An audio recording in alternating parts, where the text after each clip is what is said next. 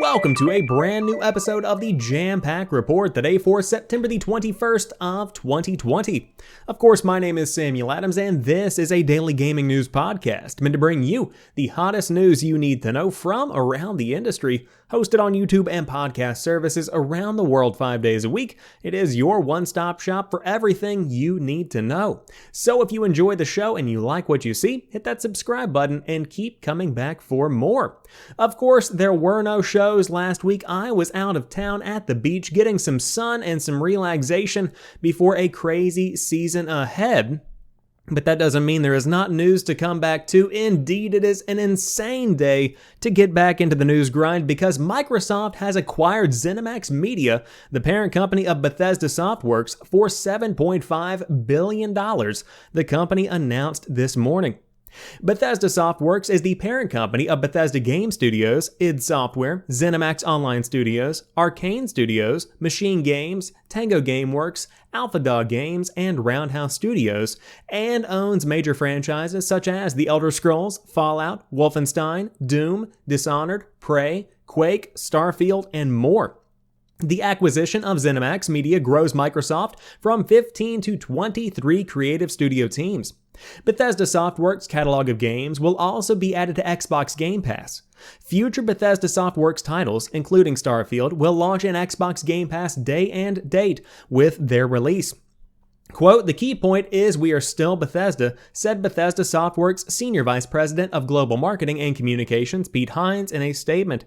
"We are still working on the same games we were yesterday, made by the same studios we have worked with for years, and those games will be published by us," end quote. But Hines continued, "So why the change? Because it allows us to make even better games going forward. Microsoft is an incredible partner and offers access to resources that will make us a better publisher and developer. We believe that means better games for you to play. Simply put, we believe that change is an important part of getting better. We believe in pushing ourselves to be better, to innovate, to grow," end quote. Bethesda Game Studios' Todd Howard added, "This one is about more than one system or one screen.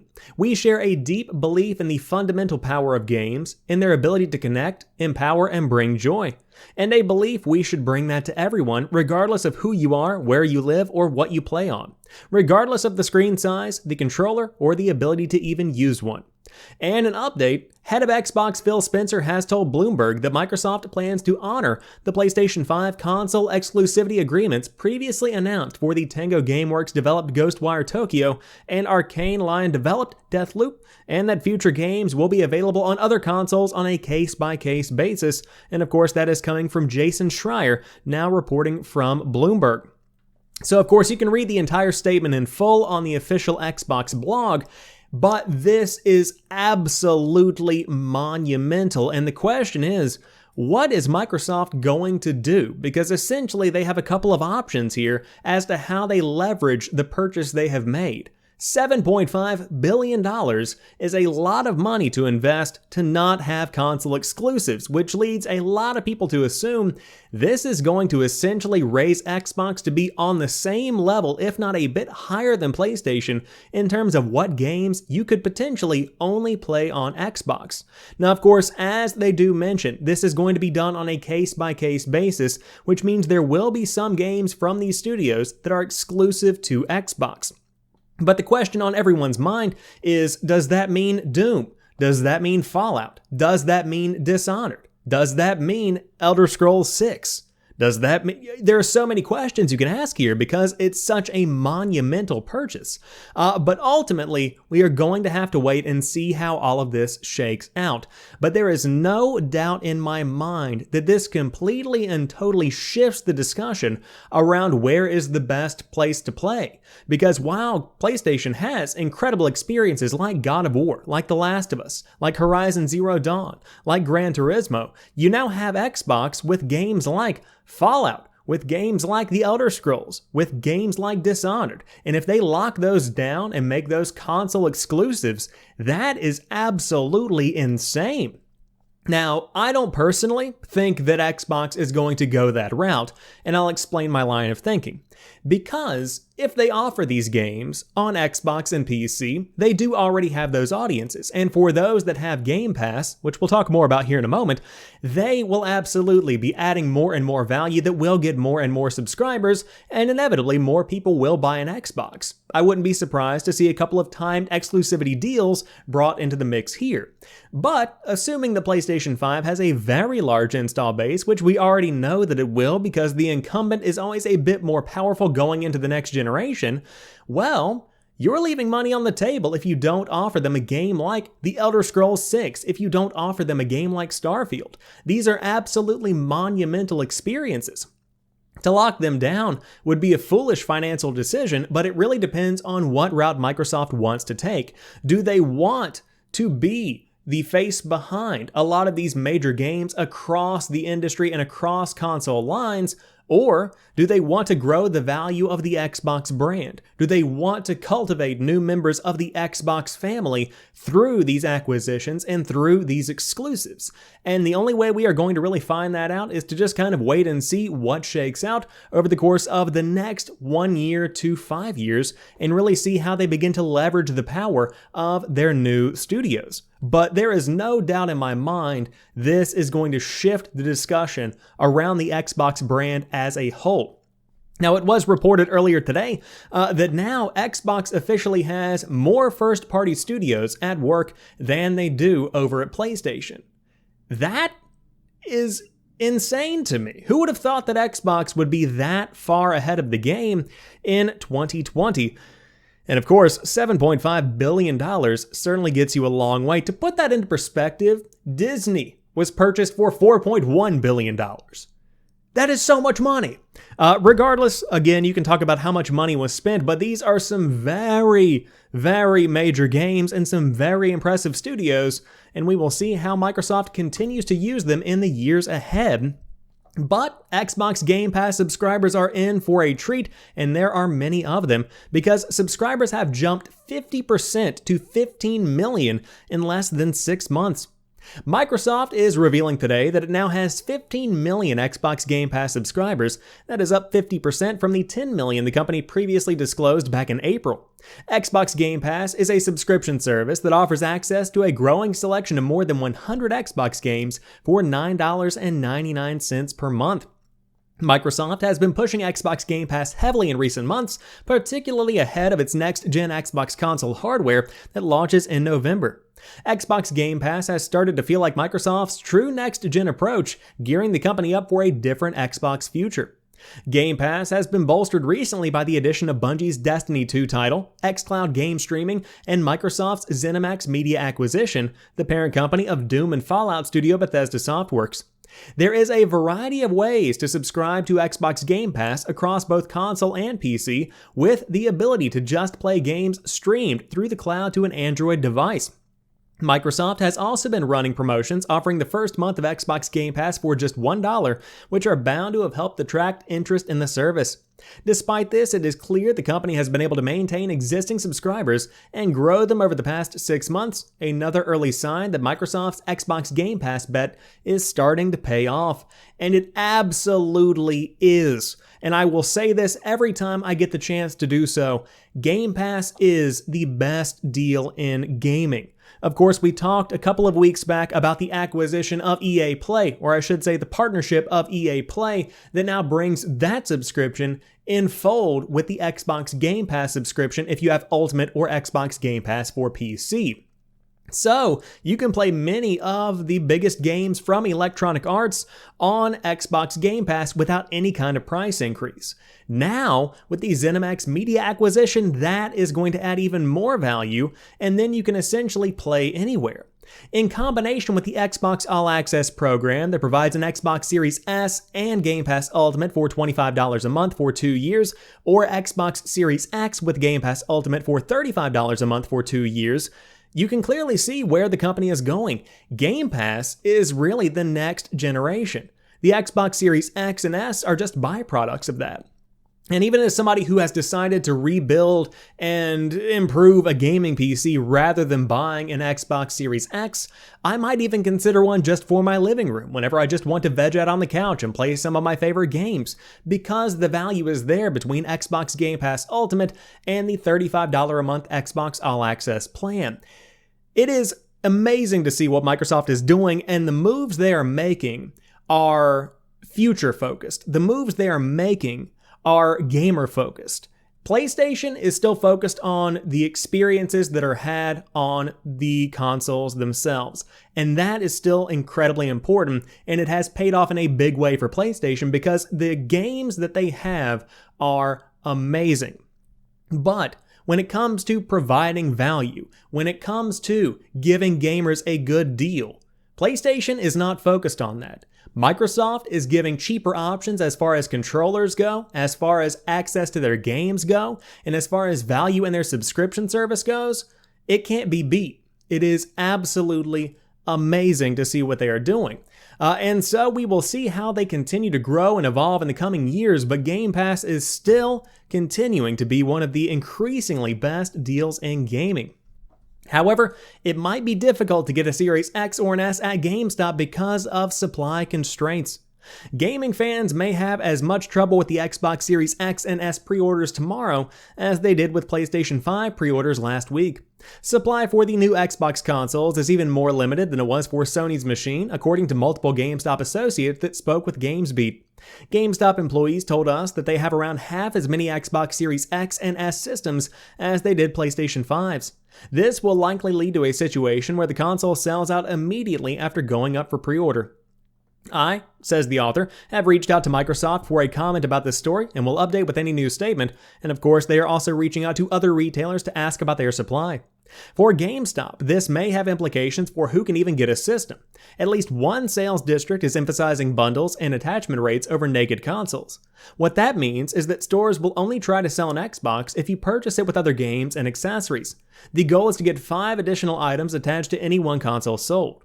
But even at stores that are selling consoles on their own, you are likely to find that these Xbox systems sell out quickly. After polling approximately 10 locations, these stores seem to have between 5 and 10 Xbox Series X consoles and only 2 to 4 Xbox Series S systems. Each store said they had about twice as many PlayStation 5s versus Series X and twice as many PS5 digital editions versus Series S.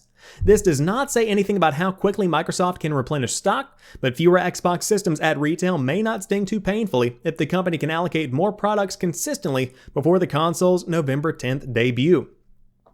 This could be a problem, but at the same time, while you see pre-order difficulties across both the PlayStation and Xbox side of the gaming community, I do want to reiterate that although it is very exciting to see a new console launching, although the hype is certainly there around the PlayStation 5 and the Xbox Series X and the Series S and the NVIDIA RTX 3080 cards, you don't necessarily need one this year or right at launch, because ultimately, there aren't that many exclusive games that are going to be held to the new generation of consoles to play. If you look at a game like Assassin's Creed Valhalla, I guarantee you it will run very well on the PlayStation 4 Pro, on the Xbox Series X, or on the current PC hardware that you are running. It is not going to be locked to the next generation. And when you look at exclusives, Xbox is really hinging itself on third parties and the value of Game Pass. And when it comes to PlayStation 5, you've got Spider-Man Miles Morales, but that's also coming out on the PlayStation 4 Pro. There really isn't a reason to get a PlayStation 5 or an Xbox Series X, or really even a 3080 this year, unless you really absolutely have to have one at launch, and for a lot of people, they simply don't. But I wonder how this 10 to 12 figure for the Xbox Series X and this 2 to 4 for the Xbox Series S is across the entire industry. Is this only a GameStop problem? Will Microsoft have more in their own dedicated store? Will Walmart have more? Will Target have more? Will Best Buy have more? You can ask these questions and there really will be no answer until we see how pre-orders go tomorrow. But I am excited to see how things go, and of course it is an exciting season regardless of whether or not you plan on picking one up or not, because this is the start of what could shape the next 10 years of gaming, which is always going to be something that gets your boy pretty pumped. But to round out today's show, I did want to highlight a statement that was made over the weekend. Sony considered a low-spec PlayStation 5, but decided against it because it would have been problematic. PlayStation boss Jim Ryan, who said Sony was not too keen on releasing a PlayStation 5 with lower specs alongside a more beefed up version, had more to say during an interview. According to Ryan, who said he respects every competitor's decision and their philosophies, creating a lower-spec PlayStation 5 console was something Sony considered at one time, but decided it was something that did not yield great results in the past. Clearly, price is a very important factor, he told Japanese site AV Watch via VGC. One thing that can be said is that if you look at the history of the game business, creating a special low-priced, reduced-spec console is something that has not had great results in the past. We have considered that option and seen other executives who have attempted to discover how problematic it is. Ryan stated that Sony is instead committed to its current strategy of providing folks with a future-proof console that they will want to use for 5, 6, or even 7 years. They want to believe they have brought something that is future-proofed and not going to be outdated in 2 to 3 years. They want to have faith that if they end up buying a new TV, that their current console will be able to support that new 4K TV they are considering buying. Sony will release 2 consoles in November, one that is a standard model and the other digital only, priced at $499 and $399 respectively. Microsoft, on the other hand, is releasing its discless Xbox Series S console alongside the more powerful Xbox Series X console. The former supports up to 1440p, while the latter supports 4K and features more storage. There is a major price difference between the two consoles as well, as the Xbox Series S will run you $299, where the Xbox Series X will set you back $499 bones. So, are cheaper consoles problematic? No, they aren't. If you look at the Nintendo Switch, for a perfect example, it is shining alongside the competition. It is the best-selling console of the year, and it is a fraction as powerful as a PlayStation 4 or an Xbox One. You can't really say that lower-spec consoles don't end up being profitable or successful, because I want to reiterate, 4K is not the new norm, and it will not be for a very long time. You don't really have to worry about it being the expectation, because right now the people that play on a 4K television are the exception, and that's coming from somebody who does have a 4K television and does game on it. For the budget-minded gamer, 1440p is going to be a very good option because that's what my gaming monitor is, and it is worth noting the PlayStation 4 and the PlayStation 4 Pro currently do not support 1440p monitors, which is a big problem for me if I did want to play at my setup. That's why I have to have a dedicated 1080p monitor for my PlayStation 4, which is a huge inconvenience. But my personal issues aside, I still believe that the Xbox Series S is probably going to be the best way to get into the next generation of gaming. Because if you think about how the Xbox ecosystem is continuing to evolve, essentially it is the PC gaming space, where you can play a game with a new NVIDIA RTX 3080 and an i9-9900 CPU. You can play games at a very, very, very high fidelity. Or you can play games on an i5 running a GTX 970. You can still have that support and it scales.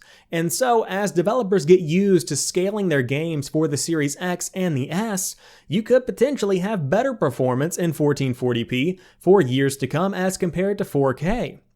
Even right now on the PS4 Pro that I have, games run better running in 1080p than they do in 4K, and I think that's something a lot of people forget. Even though the PlayStation 4 Pro is built for 4K, it still runs games better in 1080p. It really is a 1080p machine, and the same could be said for the Xbox One X. But as we get into the next generation, I definitely do not agree with Jim Ryan here. I think that there are certainly places and spots in the gaming industry for cheaper, lower-end hardware. But with that being said, that rounds out today's episode of the Jampack Report. If you enjoyed today's show, drop me a like down below and let me know what you think about everything we talked about here today. Which console will you be buying, and how do you feel about the new acquisitions from the team at Microsoft of ZeniMax? That is absolutely massive, and it is going to shape the future of this console generation in a big way. But until tomorrow, you guys have a fantastic rest of your night. I'll talk to you soon, and peace.